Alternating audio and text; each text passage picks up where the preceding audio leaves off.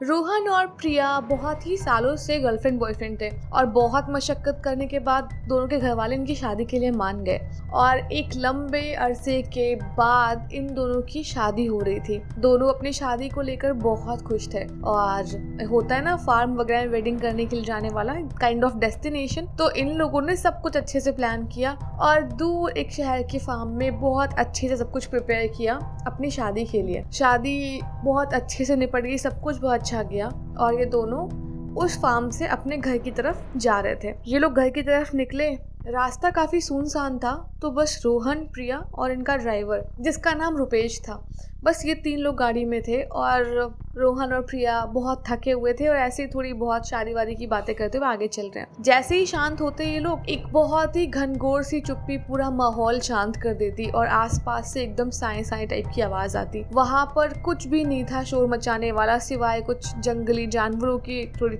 जैसे होता ना आवाज आती है पीछे से वैसा, या फिर जो क्रिकेट की आवाज आती है उस तरीके से। बहुत शांत रास्ता था। थोड़ी देर वो बात करते फिर चुप हो जाते, फिर कुछ बोलते फिर चुप हो जाते और ऐसे ही रास्ता कट रहा था। रास्ता चलते रहे ये लोग, इतने में रोहन, प्रिया और रुपेश को कुछ अजीब सा दिखाई दिया। रोड पे काफी दूरी पर कोई रेड कलर की साड़ी में शायद औरत खड़ी थी। ये लोग जितना आगे बढ़ रहे थे इनको वो औरत उतनी क्लियर दिखाई पड़ रही थी। वो औरत रेड कलर की साड़ी पहन के एकदम अच्छे से पूरे जो ज्वेलरी होती है ना वो सब ज्वेलरी पहन के एकदम बढ़िया से खड़ी थी और इनकी कार के ऐसे आगे हाथ दे रही थी कार को रोकने के लिए। तो जो इनका ड्राइवर था रुपेश, उसने तो गाड़ी नहीं रोकनी चाहिए, मतलब वो गाड़ी आगे चलाया जा रहा था और हल्की सी धीमी गाड़ी चल रही थी। तो जो ये रोहन था इसने रुपेश को बोला, क्या हुआ, तुम इतने घबरा क्यों रहे हो, औरत ही तो है सामने खड़ी हुई और शायद कुछ मदद मांग रही है, हमें मदद करनी चाहिए। तो रुपेश ने बोला, हाँ वो तो ठीक है, लेकिन रोहन यहाँ पर ना मुझे लगता नहीं मदद करना ठीक होगा। बीच सड़क पर ऐसे अकेली औरत का होना, वो भी इतने गहनों के साथ, या तो हमारा कुछ नुकसान कर सकती है या फिर कुछ और कहानी होगी। और मैंने तो बहुत सारे किस्से भी सुने हैं कूनी दुल्हन के नाम से। तो रोहन ने बोला, अच्छा ये कूनी दुल्हन का किस्सा क्या है, भूत प्रेत है क्या कोई सी? तो रुपेश ने बोला कि हाँ ये तो भूत प्रेत की कहानी है। तो रोहन और प्रिया दोनों बहुत तेज हंसने लगे, बोलने लगे कि रुपेश यार तुम्हें पढ़ने लिखने का फायदा नहीं है, तुम अच्छा है ड्राइवर हो, किसी और जगह होते अपना अंधविश्वास फैला रहे होते। एक काम करो, गाड़ी ले चलो उस औरत के पास, एकदम वहाँ पे रोकना और हम देखते हैं उसे क्या मदद चाहिए, क्या पता बेचारी किसी नीड में हो। रुपेश को उन्होंने बोला था तो रुपेश गया और गाड़ी को उसके पास धीरे से खड़ा कर दिया। अब रोहन ने गाड़ी का शीशा नीचे किया और उस औरत को पूछने लग गया, क्या हो गया, सब कुछ ठीक तो है ना, आप इतनी रात को यहाँ पर, कोई हेल्प चाहिए क्या? तो वो औरत ऐसी रोहन की तरफ देखने लग गई, उसकी आंखों में हल्के हल्के से जैसे आंसू थे और वो आंसू भरी आंखें रोहन देख के एकदम, होता नहीं है मतलब उसकी शादी अभी अभी हुई थी बट एक होता है ना कि मन में मतलब गलत ही किसी के थिंकिंग आ जाए, वो महसूस कर रहा रोहन, क्योंकि वो जो लड़की सामने खड़ी थी, या आप मतलब औरत कह लो जो भी थी, वो बहुत ज्यादा सुंदर थी। मतलब जैसे भी कपड़े उसने पहने थे, जो भी उसने करे, मतलब हर चीज में वो बहुत परफेक्ट लग रही थी। और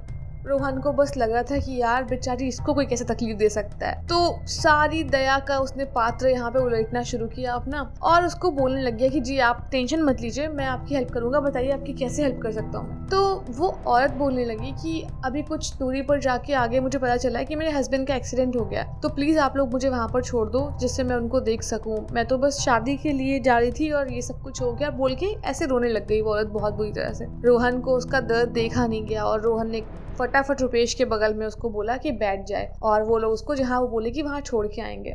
रुपेश को जहाँ जहाँ उस औरत ने बताया डायरेक्शन, वो गाड़ी चलाया जा रहा था और ये लोग उससे पूछ रहे थे कि आप परेशान मत होइए, अगर कुछ हेल्प चाहिए तो बताइए, हम चलेंगे साथ में। वो औरत रोई जा रही थी, ज़्यादा जवाब नहीं दे रही थी और ये सब चुप्पी देख के उस औरत की चुप हो गई। इनको लगा क्या पता नहीं बात करना चाह रही हो ज़्यादा। इन लोगों ने ज़्यादा कुछ बोला नहीं, बस इतना बोल दिया कि कुछ आपको हेल्प चाहिए होगी तो मुझे बता देना। खैर अब ये चलते चलते जहाँ पे उस औरत को जाना था वो जगह आ गई और उस औरत ने रुपेश को बोला कि गाड़ी रोक दे। रुपेश ने गाड़ी रोकी और वो औरत उतर गई वहीं पे।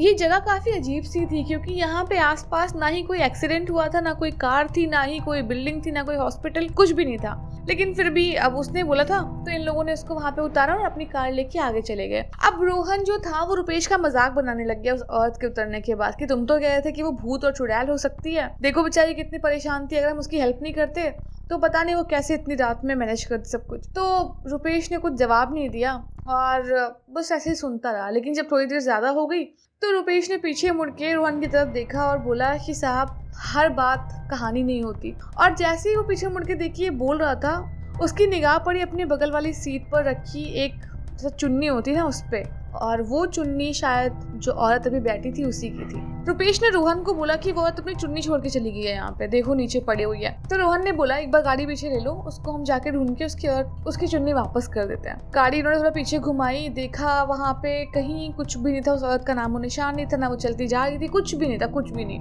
बड़ी अजीब चीज़ थी, मतलब कुछ पता ही नहीं चला कि वो आई, जहाँ उसको उतारा वहाँ से वो गई कहाँ, क्योंकि आसपास कोई भी जगह नहीं थी। खैर इन लोगों ने अब उतना ध्यान नहीं दिया, वो चुन्नी वहीं पड़ी रही और देखते देखते इनका घर आ गया।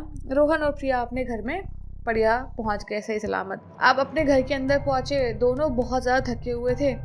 अब प्रिया और रोहन रूम में आए, आराम से बैठे हुए थे, भी कोई बातचीत ऐसी स्टार्ट हुई और रोहन उसको बोलने लग गया कि आज तो काफ़ी थकान वाला दिन था यार, और ये वो नॉर्मल जनरल बात करने लग गए। वो इतने में जो प्रिया थी उसके फेस के एक्सप्रेशंस काफ़ी अजीब अजीब से हुए थे। मतलब नॉर्मल बात करिए फिर भी जैसे कोई गुस्से में बोल रही हो या फिर हल्की मुस्कुरा रही हो, मतलब बिना वजह उसके फेस पे डिफरेंट डिफरेंट एक्सप्रेशन आ रहे थे बार बार। और एकदम से प्रिया भाग के रोहन के पास आई और उसको एकदम चिपक गई बहुत बुरी तरह से। और जैसे ऐसा उसने किया तो रोहन को लगा प्यार में चिपक रही है, एकदम ऐसे गले में आ गए। तो रोहन ने प्रिया को बोला कि तुम्हें पता है मैं दुनिया में सबसे ज़्यादा प्यार सिर्फ तुमसे करता हूँ। अब जो इसके बाद प्रिया की आवाज़ सुनाई पड़ी, वो सुन के एकदम रोहन फ्रीक्ड आउट हो गया। प्रिया की आवाज़ एकदम मोटी आ रही, जैसे मर्दाना और ये आवाज़ मिला दो, मतलब खूब मोटी सी औरत की आवाज़ और एक मोटे से आदमी की आवाज़ मिला दो। प्रिया बोलती क्या है, मुझे पता था तुम सिर्फ मेरे हो और मैं तुम्हें ही तो लेने आई थी। जैसे ही प्रिया ने ये बोला रोहन उसका मुंह देखने लग गया। उसका मुंह देख रहा है रोहन, उतनी ही थोड़ी थोड़ी देर में उसके फेस के एक्सप्रेशन चेंज होते होते होते होते प्रिया अभी वो बन गई थी जो कि रोहन ने कभी अपने नाइट में भी नहीं सोचा होगा। मतलब एक बहुत ही डरावनी चुड़ैल जैसे उसके सामने बैठी हो। उसकी आंखें एकदम सफेद पलटी हुई, उसका चेहरा ऐसे झुर्रियों से लदा हुआ, पता नहीं कहीं पे मुंह ऐसे कट के निशान है, कहीं बाल ऐसे हो रखे हैं, मतलब बहुत ही डरावना। उसके जस्ट सामने फेस के इतना डरावना चेहरा बैठा हुआ था और डर के मारे रोहन नीचे कूदा बिस्तर से, तो वहीं पे उसके पैर लड़खड़ाया और नीचे गिर गया। जब रोहन नीचे गिरा तो उसने देखा कि उसकी वाइफ जो प्रिया है वो नीचे बेहोश पड़ी हुई है और ऊपर जो बैठा था फिर वो कौन था। अब रोहन के माइंड में एक बार को ये बात आ गई कि शायद जो रुपेश कह रहा था वो सही था, क्या पता ये कोई चुड़ैल हो। और यही सब सोच के रोहन बहुत तेज चिल्लाया, बहुत तेज। जैसे ही रोहन चिल्लाया पूरे घर में एकदम हड़कंप मच गया। इनके रूम में सब आने लग गए कि भाई क्या हुआ क्या हुआ। 3-4 लोग परिवार के आए और इन्होंने जैसे गेट खोला उन्होंने देखा कि रोहन और उसकी वाइफ प्रिया दोनों की ही डेड बॉडी एकदम बगल बगल में पड़ी हुई है और उनकी शक्लें ऐसी हो गई जैसे कि उन्होंने मतलब उनकी स्किन से किसी ने बूंद बूंद भी खून निकाल लिया हो। मतलब बिल्कुल सफ़ेद स्किन के साथ ज़मीन पे लेटे हुए थे दोनों की जो डेड बॉडी थी वो एकदम ठंडी पड़ चुकी, जैसे 3-4 दिन से यहीं पड़े होंगे। और बहुत ही मतलब अजीब सा केस था ये। भाग के बाद में रुपेश भी ऊपर आया और उसको पता चला कि प्रिया और रोहन दोनों नहीं रहे आज।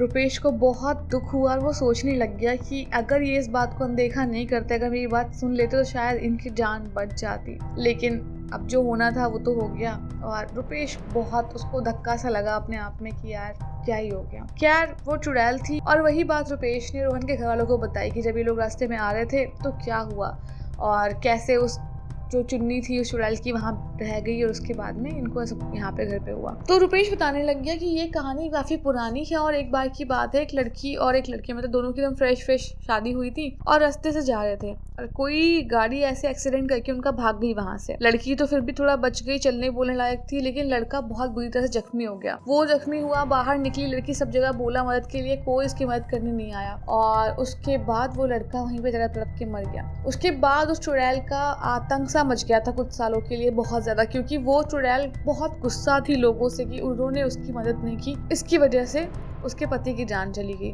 और उसी रात उस औरत ने भी अपनी जान दी थी अपने पति के जाने के बाद। तो ये काफ़ी पुरानी कहानी थी और जिसका दुष्परिणाम रोहन और प्रिया के ऊपर भी आया। और इस कहानी से हमें ये शिक्षा मिलती है कि यार कोई भी चीज़ से अनदेखा करके नहीं भागनी चाहिए। क्या पता अगर आप मदद ना करो, मैं मदद ना करूँ, तो वो इंसान या लड़की बाद में भूत या चुड़ैल बन जाए और बाद में लोगों को परेशान करे। तो जहाँ मौका मिले वहाँ लोगों की मदद कर दो। और अगर स्टोरी अच्छी लगी हो तो वीडियो को लाइक कर देना, कमेंट करके बताना स्टोरी कैसी थी, और सब्सक्राइब करना तो भूलना ही मत यार।